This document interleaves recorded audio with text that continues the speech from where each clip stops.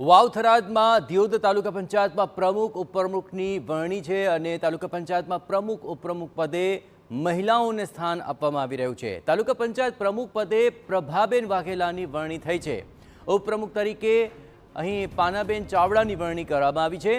તો high voltage drama વચ્ચે ચૂંટણીની પ્રક્રિયા આખરે પૂર્ણ થઈ છે। આપણે જણાવીએ કે અહીં આ ચૂંટણી રદ પણ થઈ હતી અને ત્યારબાદ આજે આ ચૂંટણીઓ થઈ ચૂકી છે અને પ્રમુખ ઉપપ્રમુખના નામ પણ સામે આવી ચૂક્યા છે। વધુ વિગતે વાત કરવા જોડાઈ રહ્યા છે ટીવી સંવાદદાતા દિનેશ। દિનેશ, શું વધુ વિગતો મળી રહી છે? આખરે ઘણી રસાકસી બાદ આખરે નામો જાહેર થયા છે। દિયોદ તાલુકા પંચાયતના પ્રમુખ ને ઉપપ્રમુખ માટે કરીને તાંડવ રચાયો હતો રાજકીય અને આખરે આજે તે ચૂંટણી પૂર્ણ થઈ છે। કોંગ્રેસ તરફથી વરણી કરવામાં આવી। પ્રભાતભાઈ ચાવડાને પ્રમુખ બનાવવામાં પ્રભાતબેન વાઘેલાને પ્રમુખ બનાવવામાં આવ્યો છે। પાનાબેન ચાવડાને ઉપપ્રમુખ તરીકે વરણી કરવા આપણી સાથે ગુલાબસિંહ છે, એની પાસેથી જાણીશું સમગ્ર કેટલી એમને તકલીફ પડી, કઈ રીતનું છે। જી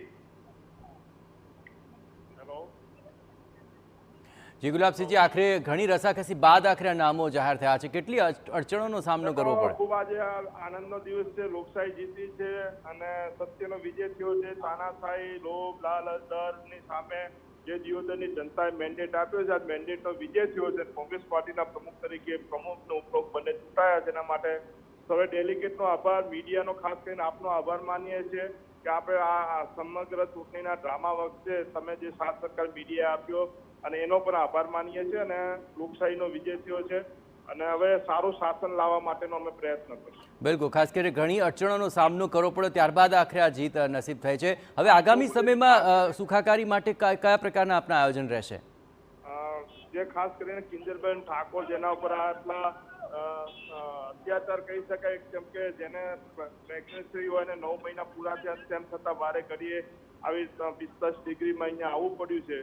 આનાથી ક્યાંય ખરાબ કહી શકાય નહીં, પણ તોય મારા 12 સભ્યો મક્કમ થઈને કોંગ્રેસને જીતાડી છે અને 12 સભ્યોનો, એમના પરિવારનો, સગા સંબંધીઓનો પણ આભાર માનું છું। બિલકુલ ગુલાબસિંહજી, ખાસ કરીને આ વરણીની અંદર મહિલાઓને ખાસ સ્થાન આપવામાં આવ્યું છે, તેને લઈને આપ શું કહેશો? પ્રમુખ તરીકે અને ઉપપ્રમુખ તરીકે બંને મહિલાઓને અમે ચૂંટીને મૂક્યા છે અને મહિલાઓને જેમ અનામત મળી છે તો એનો અધિકાર પણ મળવો જોઈએ, એમાં પ્રાથમિકતા છે।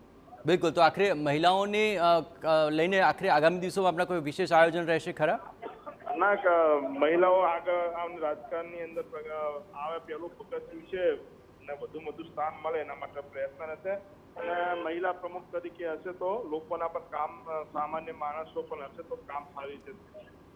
બિલકુલ, ખૂબ ખૂબ આભાર ગુલાબસિંહજી ટીવી 9 સાથે વાતચીત બદલ। તો આખરે ઘણી રસાકસી રહી, હાઈ વોલ્ટેજ ડ્રામા થયો અને ત્યારબાદ આખરે કોંગ્રેસ તરફી આખરે આ તમામ નિર્ણય આવ્યો છે। અહીં પ્રમુખ ઉપપ્રમુખની વરણી થઈ ચૂકી છે।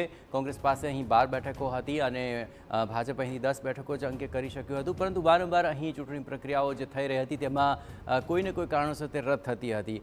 આખરે આજે પ્રમુખ ઉપપ્રમુખના નામો જાહેર થઈ ચૂક્યા છે અને મહિલાઓને વિશેષ પ્રાધાન્ય અપાયું છે। મેં જયંતે સરકારી તંત્ર ભાજપે જેટલી તાનાશાહી કરી તેમ છતાં 12 સભ્યો અમારા જે અકબંધ થઈને આજે કોંગ્રેસ પાર્ટીની તાલુકા પંચાયતના પ્રમુખ તરીકે પ્રભાતબેન અને ઉપપ્રમુખ તરીકે પન્નાબેન ઠાકોરને જીતાડ્યા છે અને દિયોદરની જનતાનો અને 12 સભ્યોનો આજે અમે હૃદયપૂર્વક આભાર માનીએ છીએ। છેલ્લા 5 દિવસથી જે ડ્રામા યોજ્યો હતો એનો આજે પૂર્ણ વિરામ આવ્યો। ગમે તેટલા તાનાશાહી, પૈસા, લોભ, લાલચ, ડર બધું જે કરવું હતું કર્યું, તેમ છતાં કોંગ્રેસના સભ્યો અંકબંધ સાથે આજે વિજય થયો છે।